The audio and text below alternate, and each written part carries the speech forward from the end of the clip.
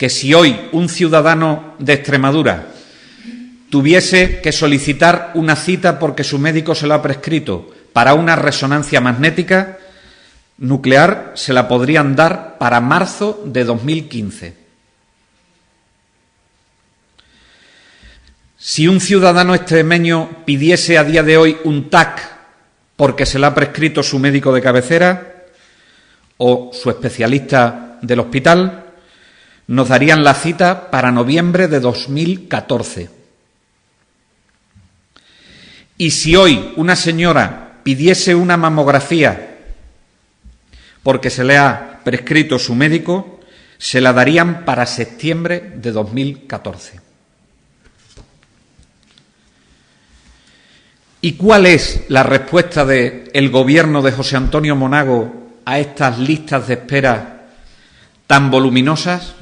La respuesta de José Antonio Monago a estas listas de espera tan voluminosas es lo que han venido a llamar un plan de choque de listas de espera, supuestamente dotado con algo más de 4 millones de euros, supuestamente dotado con algo más de 4 millones de euros. Desde el PSOE queremos que el Gobierno de José Antonio Monago explique claramente de dónde va a sacar el dinero para ese plan de choque de listas de espera. Desde el PSOE avisamos a los extremeños y extremeñas que las listas de espera están en sus máximos históricos y que la situación es cada vez más complicada.